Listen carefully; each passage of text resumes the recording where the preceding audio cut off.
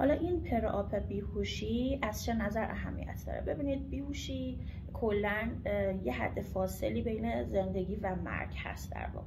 وقتی که ما مریض رو بیهوش میکنیم در اکثر موارد برای اکثر عملهای جراحی کارکرد مثلا ریه هاشو ازش میگیریم، ریه‌هاشو از کار میندازیم به صورت موقت، یا کارکرد کبدش، کلیه‌اش، مغزش و حتی قلبش حین بیهوشی به کمترین حالت حداقل ممکنش میرسونیم و همین باعث یک سری مسائل برای فرد ممکنه بشه.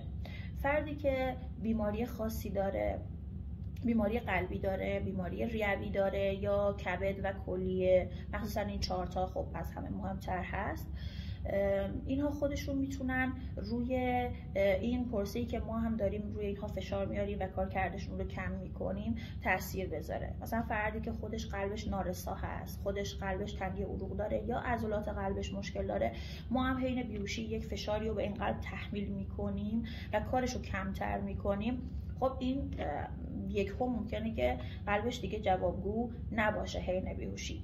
یا ریه فرد، فرض کنید خودش فرد سیگاری، COPD، آسم یا هر مشکل دیگه ای داره، حالا ما ریه های این رو هم از کار میندازیم و خودمون سعی میکنیم به این ریه اکسیژن بدیم. خب این خودش ممکنه که تحمل نکنه ریه های بیمار این قضیه رو. به خاطر همین پرآپ بیهوشی اینجا اهمیت پیدا میکنه. ما کسی که خودش مشکلات زمینه‌ای داره، حتی روماتیسم، حتی بیماری های غددی مثل تیروئید، دیابت، همه اینها چون روی ارگان ها تاثیر میذارن و بیهوشی هم روی ارگان ها تاثیر میذاره و کارکردشون رو کم میکنه، میتونن فرد رو حین بیهوشی دچار عارضه بکنن.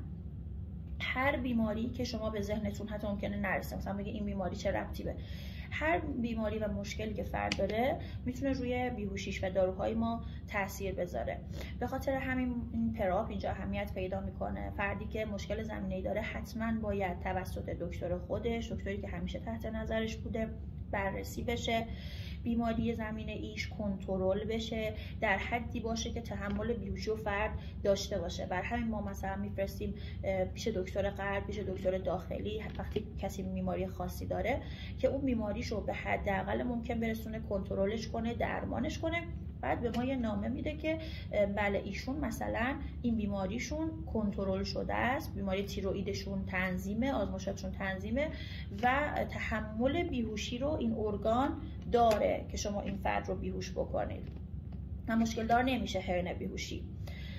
این علت این پرآپ بیهوشی یکیش از این نظر اهمیت داره.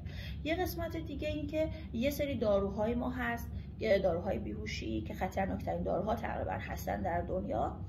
این داروهای بیهوشی با یک سری از مثلا داروهایی که فرد برای بیماری خاصی استفاده میکنه ممکنه که تداخل داشته باشه، یا اثرش رو کمتر کنه یا اثرش رو بیشتر کنه یا عوارضش رو بیشتر کنه.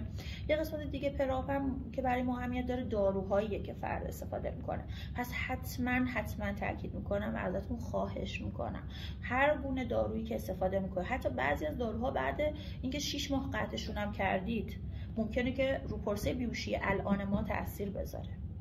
مثلا فردی که کورتون استفاده میکرده 6 ماه پیشم قطع کرده، ولی به اون هم باید اشاره بکنه، اون هم باز یه داروی خاص اضافه تری داره که ما حین بیهوشی باید برای فرد تجویز کنیم، وگرنه غدد آدرنالش از در واقع زیر بار اون استرس عمل در نمیاد.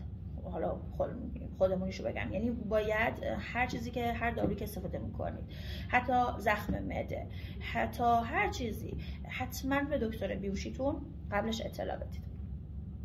یه قضیه دیگه بعد از این بیماری‌های خاص و داروهای خاص حساسیت فرد هست.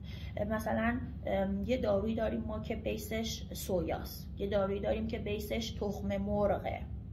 وقتی که فرد به تخم مرغ حساسیت داشته باشه، به سویا حساسیت داشته باشه، یا مثلا خیلی نادره ولی هست کسی که به بادکنک، چیزهایی که مثل بادکنکی، لاتکسی هستن حساسیت بهشون داره، حتی شاید به نظر شما بی ربط بیاد ولی همین حساسیت به مثلا بادکنک اگه به ما نگه وقتی وارد اتاق میشه فردی داشته باشه، خودش میتونه باعث مرگ این فرد بشه حین بیهوشی. پس هر گونه حساسیتی به کوچکترین چیزی برای ما اهمیت داره. یه قضیه دیگه پرآپ پس شد حساسیتی که فرد به هر چیزی، غذا یا داروی خاص یا هر چیزی داره.